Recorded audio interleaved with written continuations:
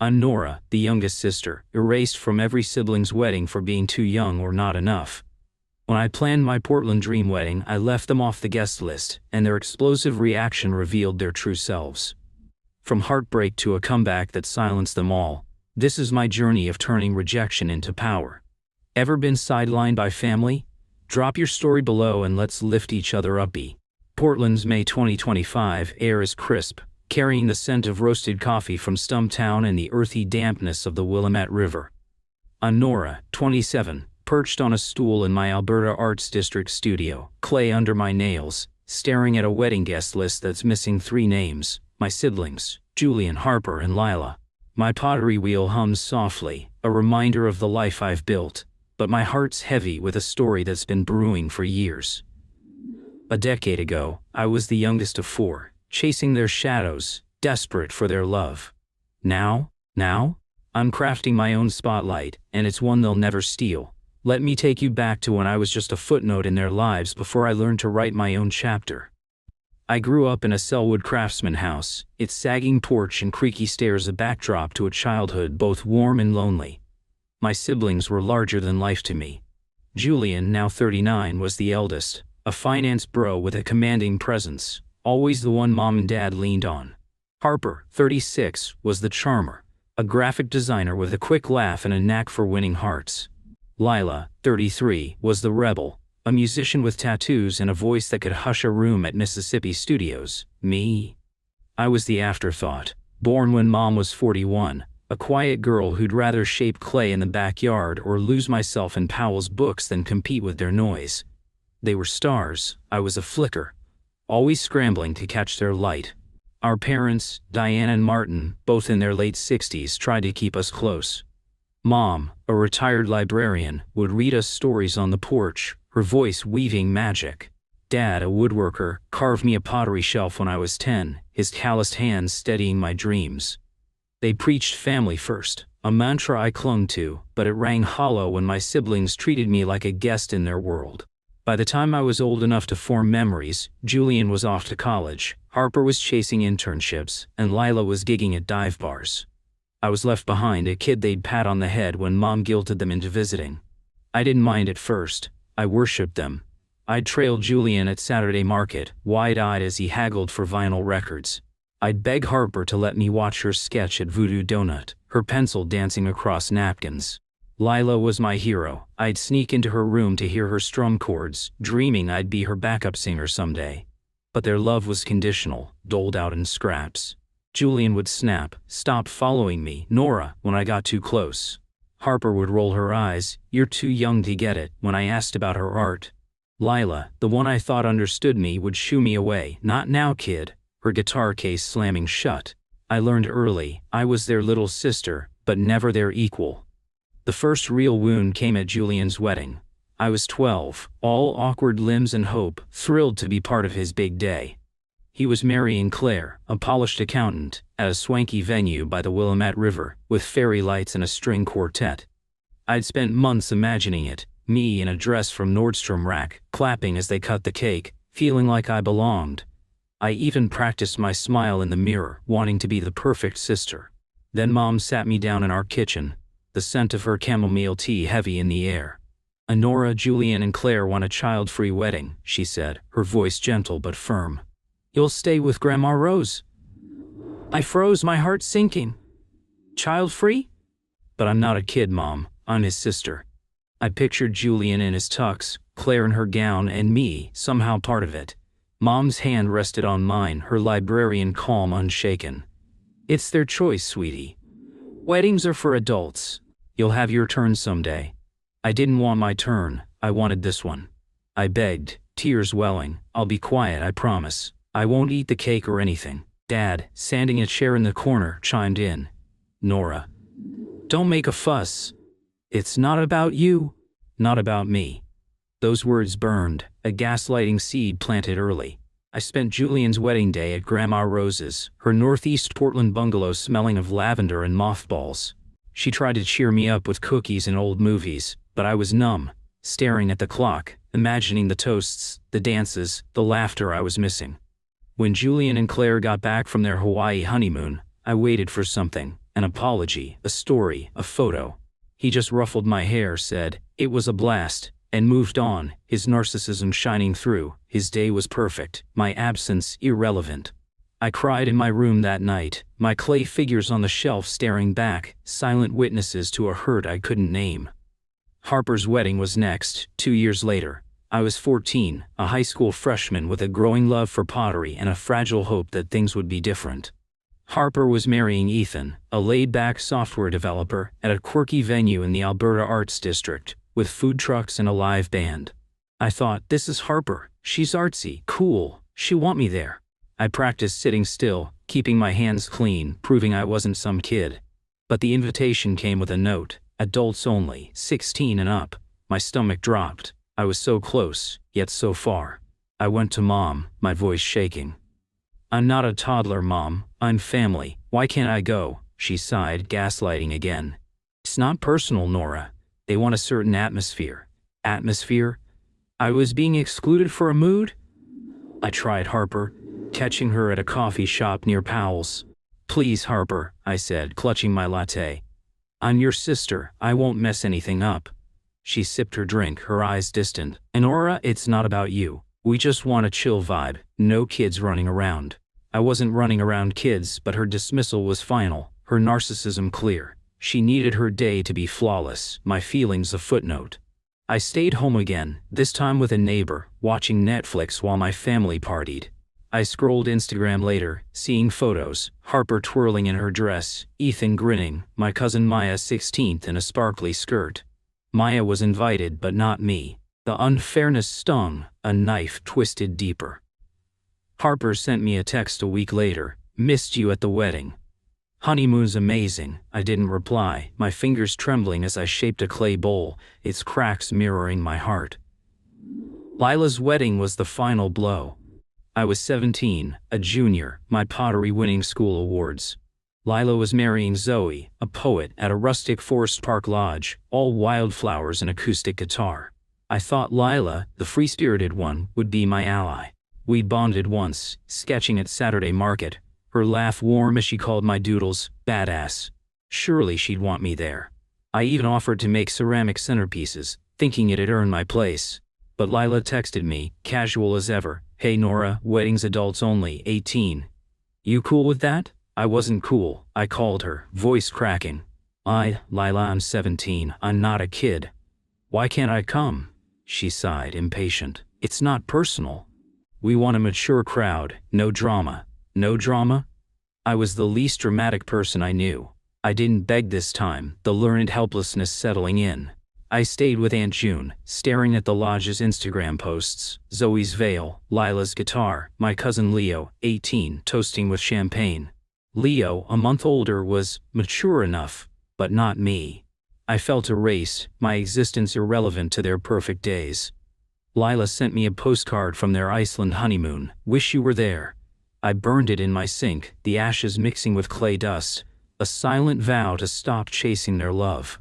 By college I'd built walls. I studied ceramics at Portland State, my nights spent at the kiln shaping vases that held my grief. My siblings were ghosts, Julian climbing the finance ladder, Harper freelancing for big brands, Lila touring with Zoe's poetry slams. Family dinners were rare, and when they happened, I was an outsider. They'd laugh about old vacations I was too young for, their stories a club I couldn't join. Mom would nudge, "Nora, tell them about your pottery." But Julian would cut in with stock market talk, Harper with design trends, Lila with gig anecdotes.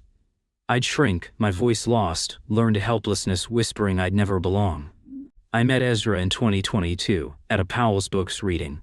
I was 24, sharing a poem about cracked clay. He was 29, a barista and novelist with curly hair and a laugh like summer.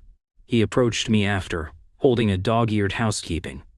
"And your poem gutted me," he said. "Coffee?" We talked until the store closed, about Marilyn Robinson, Portland's dive bars, why Voodoo Donuts bacon maple was a crime. He became my anchor, showing up at my studio with pad thai from EM, reading my artist statements, hiking with me in Forest Park. "You're a force, Nora," he'd say, his hand warm in mine.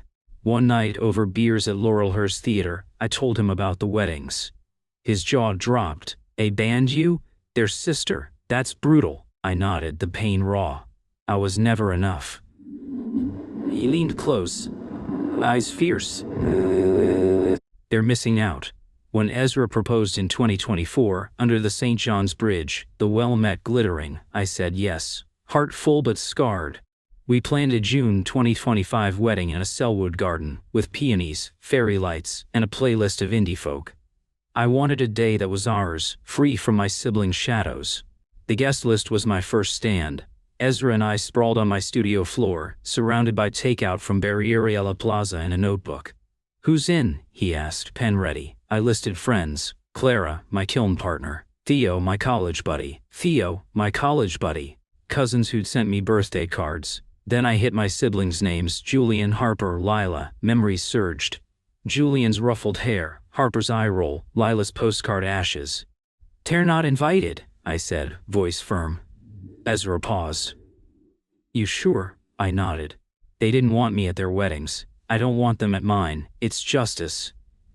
It wasn't just revenge, it was boundary formation, a term Dr. Chen, my therapist in the Pearl District, taught me. "You're allowed to guard your heart," she'd said. I'd lived in learned helplessness, accepting their rejection as my fault. Now, I was choosing me. Ezra backed me, no hesitation. "Or it's your call, love." I sent invites, my siblings' names absent, knowing Portland's gossip mill would churn soon. The backlash hit a month later. Mom called, her voice syrupy, a warning sign.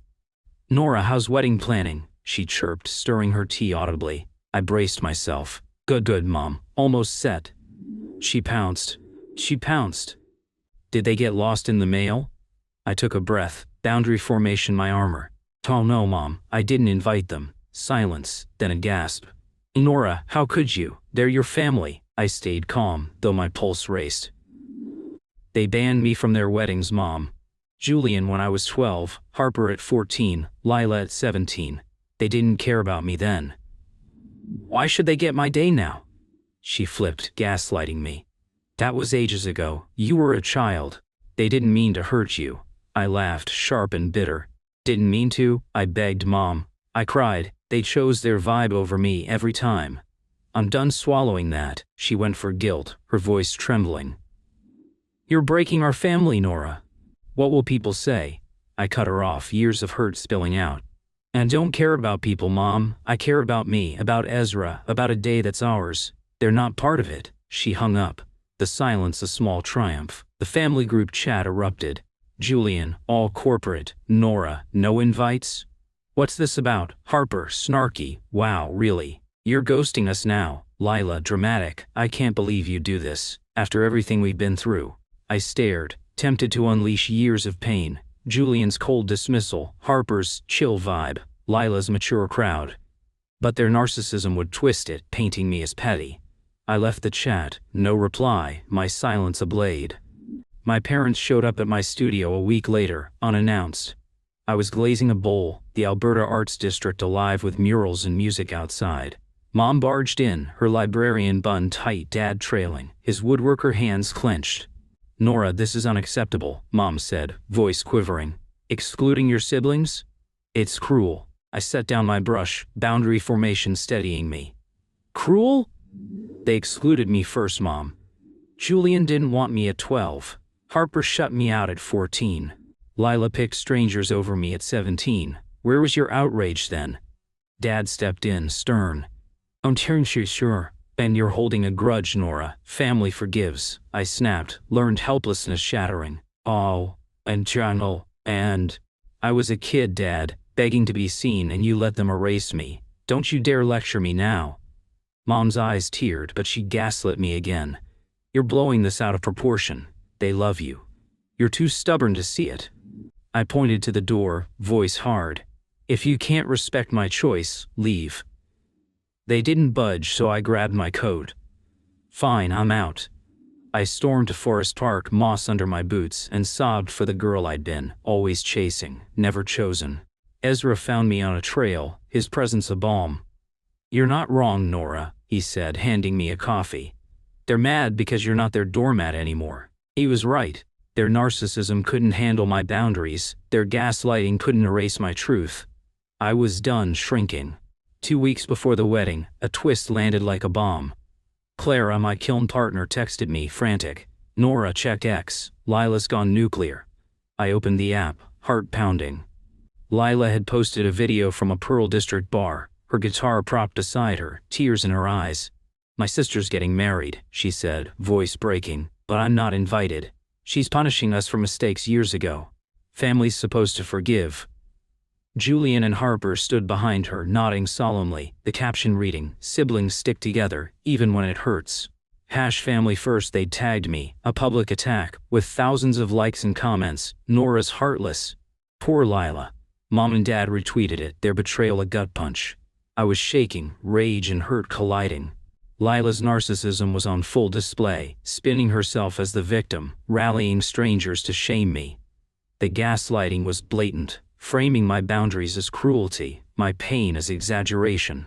Learned helplessness tugged, whispering I should apologize, fix it, be the good sister. But Dr. Chen's voice cut through. Their lies don't define you. I didn't respond online, but I threw myself into clay. My new sculpture, erased, was a woman breaking free from a cage, her hands shaping stars. It debuted at an Alberta arts gallery after the wedding, my silent roar against their noise. The 2 weeks before my June 2025 wedding were a dance between joy and dread, like Portland's spring weather, sun one moment, rain the next. The city was alive with color, peonies spilling over Saturday market stalls, the Willamette River catching golden light. But my heart was a storm. Lila's viral X video, backed by Julian and Harper's pious nods, had turned me into Portland's villain du jour. Thousands of strangers called me heartless, their comments a digital pile-on, while my parents' retweet was a betrayal carved in pixels.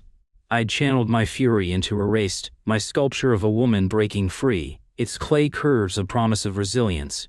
But the pain lingered, sharp as a shard. Ezra and I dove into wedding prep, a rebellion against the chaos. Our Selwood Garden venue was a dream, ivy-draped arches, a wooden gazebo for vows, tables set with my ceramic star markers, each etched by hand.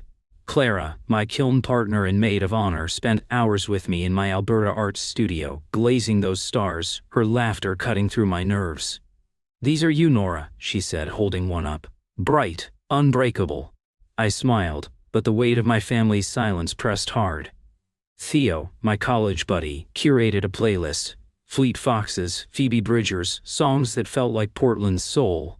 We booked food trucks, tacos from Barriera La Plaza, donuts from Voodoo Donut, no bacon maple, because honestly, why? Every detail was a brushstroke, painting a day that was ours, free from my siblings' shadows. But their absence was a specter. Mom sent a text a week out, her words dripping guilt. "Nora, please invite your siblings. They're devastated, we can still be a family." I stared at it, fingers hovering, tempted by the old learned helplessness that whispered, "Maybe you're wrong." But Dr. Chen, my Pearl District therapist, had armed me with truth. "Their pain isn't your responsibility," she'd said. I didn't reply, my boundary formation a fortress. Dad's call was sterner, his woodworker voice rough. "Nora, weddings are for unity. You're tearing us apart." I snapped back, heart racing. "Unity? They erased me from their weddings, Dad." "I'm protecting my day." He hung up and I felt a pang, not for him, but for the father I'd wanted, one who'd fight for me. My siblings' silence was eerie. Julian's corporate demands, Harper's snarky texts, Lila's dramatic posts. They'd stopped. It was too quiet, like the hush before a Portland downpour. Clara, over beers at Laurelhurst Theater, saw through it. "They're scheming, Nora. Narcissists don't bow out." I nodded. The Alberta Arts District's mural's a vibrant blur outside. "Let them try," I said, but my gut churned. Their narcissism, Julian's need to dominate, Harper's hunger for validation, Lila's flair for theatrics, wouldn't let my wedding pass unmarked. I checked X daily, expecting another ambush, but found only echoes of Lila's video, still circulating, still stinging. Ezra was my haven. One night, as we folded napkins in my studio, clay dust on our jeans, he caught my frown. "You think they'll crash, don't you?" he asked, his novelist eyes sharp. I sighed, leaning into him, his warmth a shield. "Ante, Naya, Lila's video was public. They know the date, the venue. What if they ruin it?" He cupped my face, curls brushing my cheek. They can't ruin us, Nora. We've got security, Clara's death glare and Theo's bad dance moves. We're untouchable. I laughed, his humor a lifeline, but the fear lingered, a whisper of learned helplessness. I'll always overshadow you. June 15, 2025, broke soft and radiant, Portland's sky a watercolor of pinks and golds. I woke in our Alberta Arts apartment, Ezra brewing Stumptown coffee, its aroma wrapping me like a hug. My dress hung on the door, an ivory gown with lace sleeves, simple but mine, bought from a Pearl District boutique that smelled of jasmine. I traced its hem, heart pounding, not with doubt but with a fierce resolve. Today was ours, and no one, not Julian, Harper, Lila, or my parents, would steal it. Clara burst in at 9 a.m., her maid of honor energy electric. "And Nora, you're a goddess," she said, pinning peonies in my hair, her green dress a nod to the garden's lushness. She handed me a mimosa, smirking. "To you, queen, no crashers, no drama, just love." I clinked glasses, but drama stuck like a splinter. I checked my phone, expecting a guilt-laden text from Mom or a cryptic post from Lila. Nothing. The silence was a taunt, their narcissism brewing something I couldn't yet see. We drove to the Selwood Garden, the Willamette River a silver ribbon beside us. The venue was magic. Fairy lights twinkling in oaks, my ceramic stars glinting on tables, a guitarist strumming first day of my life. Guests arrived, Theo, in a gloriously mismatched suit, joking about his epic DJ skills. Cousins who'd sent me birthday cards, their hugs warm, Ezra's parents, calling me daughter, with teary smiles. I scanned the crowd, heart sinking as I saw no sign of Mom or Dad. They'd RSVP'd maybe, a flicker of hope I'd clung to, but their absence was a choice, a stance I'd confront soon. Ezra found me in the gazebo, his navy suit sharp, his smile a sunrise. "Are you ready, love?" he asked, tucking a peony behind my ear. I nodded, tears pricking. More than ever. We stole a moment, the river's hum a vow of its own, but Clara's voice cut through, urgent. "Nora, trouble at the gate." My stomach dropped. The storm had arrived. I hurried to the garden's entrance, Ezra and Clara at my sides, my dress swishing against the grass. There they were, Julian, Harper, Lili, standing by the wrought iron gate, arguing with Theo, who'd turned bouncer. Julian, in a tailored suit, loomed like a CEO, his jaw tight. Harper, in a red dress that screamed "She look at me," clutched her phone, eyes darting for attention. Lila, in ripped jeans and a leather jacket, leaned against the gate, her musician swagger a performance. A crowd had gathered, guests, curious Portlanders, phones out, filming what felt like a reality TV showdown. "And Nora," Julian said, stepping forward, his voice a boardroom command. "I'm glad you were coming in. This has gone far enough." I crossed my arms, boundary formation my armor. "You're not invited, Julian. None of you are. Leave." Harper scoffed, tossing her hair, her narcissism gleaming. "She's throwing us out. We're your family, Nora. This is pathetic." Lila, ever the dramatist, clutched her chest, voice breaking. "We came to fix things, Nora. Why are you so cold?" The gaslighting was textbook, twisting my boundaries into cruelty, their crash a power grab. I laughed, sharp and raw, the crowd murmuring. "And fix things? You posted a video shaming me, Lila, crying about family while Julian and Harper nodded like puppets. You banned me from your weddings, 12, 14, 17. I begged to be there and you said no. You don't get to play victims now." Julian's eyes narrowed, his narcissism bristling. "That was years ago, Nora. You're clinging to grudges. It's immature." I stepped closer, voice steady, years of hurt spilling out. Harper chose her chill vibe over me. Lila picked strangers over her sister. "You erased me and now you're mad I'm drawing a line?" Harper, sensing the crowd, turned on the tears, her phone angled for maximum sympathy. "We just want to celebrate you, Nora. Why are you tearing our family apart?" Her performance was infuriating, a narcissistic bid for likes, gaslighting me into the villain. I shook my head, boundary formation unwavering. "You tore it apart when you decided I wasn't worth including. This is my day, and you're not welcome." Lila dropped to her knees, a theatrical sob escaping. "You're breaking my heart, Nora. I thought we were sisters." The crowd gasped, some filming, others whispering, but I saw her game, milking sympathy, rewriting history. Ezra stepped forward, calm but ironclad. "You heard her. Leave, or we call security."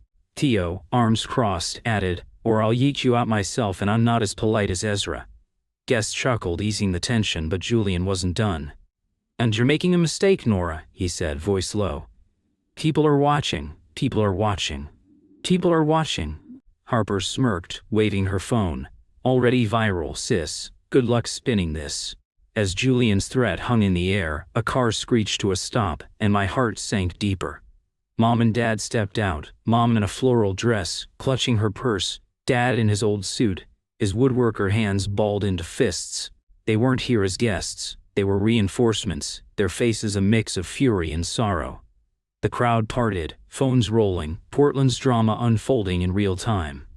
Mom rushed to Lila, helping her up, cooing, "Oh honey," while Dad faced me, his voice a low growl. "Nora, stop this," he said. "Let them in. They're your family." I stared, the betrayal a knife to the chest. "Family? They banned me from their weddings, Dad. You stood by, telling me it wasn't personal. Now you're choosing them again?" Mom's eyes welled, her voice a plea. "We're trying to heal this, Nora. You're being stubborn. Family forgives." The gaslighting cut deep, minimizing my pain, framing my boundaries as spite. I felt the old learned helplessness surge, urging me to cave, to be the good daughter who fixed everything. But I was done. "Heal this?" I said, voice rising. The crowd hushed. "And you didn't heal it when I was 12, crying because Julian didn't want me at his wedding. Or 14, when Harper shut me out for her vibe. Or 17, when Lila chose a mature crowd over her sister.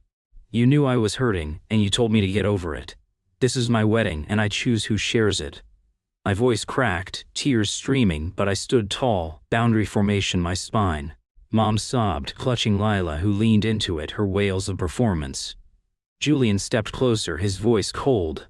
"I'm sure embarrassing yourself, Nora. Let us in, or this gets worse." Harper, filming, grinned. "This is gold, Nora. X is eating it up." I turned to the crowd, heart pounding but clear. "So you want the truth? My siblings excluded me from their weddings because I was too young, too much. I begged to be included, and they said no. Now they're crashing mine, playing victims, because they can't stand me standing up for myself.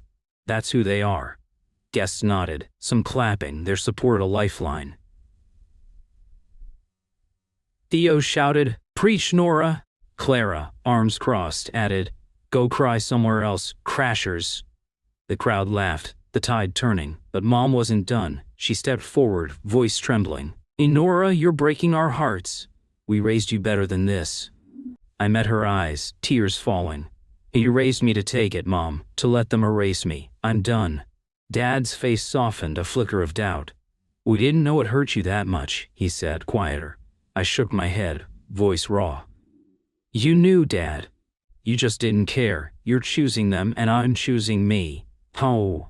The tension peaked as security arrived, two burly guys from the venue, radios crackling. "Time to go," one said, eyeing Julian. My siblings didn't move, their narcissism fueling defiance. Julian squared his shoulders. "We're not leaving until Nora lets us in." Harper, still filming, taunted, "Keep going, Nora. This is your legacy now." Lila, back on her feet, strummed an imaginary guitar, her voice a whine. "You'll regret this, Nora. You're losing your family." I felt the crowd's eyes, the weight of their phones, the pull of learned helplessness whispering, "Fix it. Be the bigger person." But Dr. Chen's voice echoed, "Your truth is enough." I turned to security, voice firm. "Escort them out. They're trespassing." The guards moved in and Julian bristled, but Harper grabbed his arm, whispering, "Not worth it." Lila, dramatic to the end, shouted, "You're dead to us, Nora." As they were led away, Mom and Dad trailing, Mom's sobs fading, Dad's head bowed. The crowd dispersed, guests buzzing, some hugging me, others muttering, "You did the right thing." Clara squeezed my hand, fierce. "You slayed, Nora. They're done." Ezra pulled me close, his voice low. "I'm so proud of you, love. You owned it." I nodded, shaky but alight. The learned helplessness dissolving, replaced by a fire I hadn't known I had.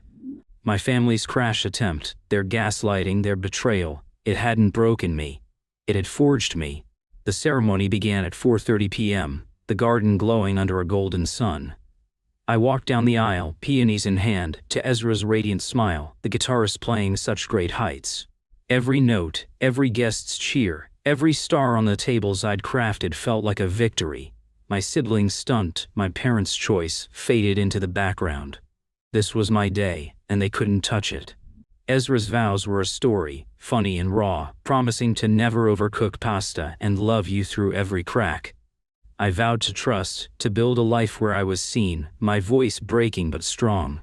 Clara's speech was a riot, roasting my clay obsession while toasting my unbreakable heart. As we danced under fairy lights to home, Ezra whispered, "Ah, you won, Nora." I smiled, tears of joy mixing with the Selwood breeze. But I knew the war wasn't over. Harper's footage, Lila's threats, Julian's promise of worse. They'd strike again, and I'd be ready, my heiress sculpture waiting to tell my truth.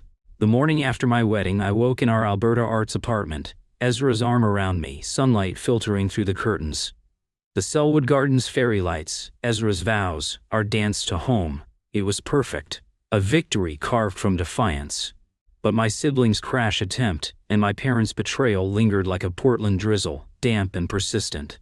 Harper's footage, Lila's dramatic wails, Julian's threats. They'd promised worse, and I knew their narcissism wouldn't rest. I checked my phone, bracing for a new ex-post, but found only a flood of guest messages. "You were incredible, Nora. Those crashers got owned." Clara's text was my favorite. "You're a legend." Over biscuits and gravy, Clara and Theo dissected the drama, their humor a balm. "Lila's Oscar-worthy sob," Theo said, mimicking her wail. "Pure theater," Clara grinned, slathering jam on her biscuit. "And Harper filming like she's Scorsese. Pathetic." I laughed, but my heart was heavy. "They're not done," I said. "Harper said it's viral. What if they spin it?" Ezra, sipping coffee, squeezed my hand. "Let them try. You told your truth, Nora. That's what sticks." His novelist calm grounded me, but the learned helplessness whispered, "They'll always twist it." That afternoon, I opened X, heart pounding. Harper had posted a clip of the crash, edited to paint me as the villain, my sharp words to Julian, my refusal to let them in, captioned, "When family begs for peace and gets hate." #Noraskois Lila retweeted, adding, "Still heartbroken, but I forgive you, sis." Julian commented, "Disappointing, Nora. Mom liked it, Dad too. Their digital fingerprints a fresh wound." The post had thousands of views, comments split between poor siblings. "And Nora's got guts." I wanted to scream, to post my side, but Dr. Chen's voice held me back. "Choose your power." I closed the app, channeling my rage into clay, shaping Erased's final details. A woman's hands carving stars, my vow to shine. Clara, ever my strategist, had a plan. "In gallery shows in 2 weeks," she said, sprawled on my studio floor, clay on her jeans. "Erased is your weapon. Tell your story there, not on X, let art do the talking." I nodded, boundary formation steadying me. The Alberta Arts Gallery show was my stage, a chance to reclaim my narrative without my siblings gaslighting. But their post gnawed at me, a reminder of their power to rewrite my truth.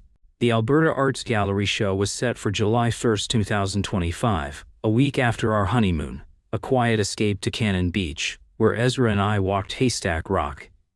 His puns about rocky marriages, making me laugh till I cried. Back in Portland, I threw myself into prep, erased the centerpiece of my collection. The sculpture was raw, a woman breaking free from a cage, her hands shaping a constellation, clay textured with cracks and light. Other pieces told my story, a bowl split by betrayal, a vase blooming with resilience, each one a chapter of my pain and power. Clara and Theo rallied, hanging flyers at Powell's Books in Mississippi studios, hyping the show like it was Coachella.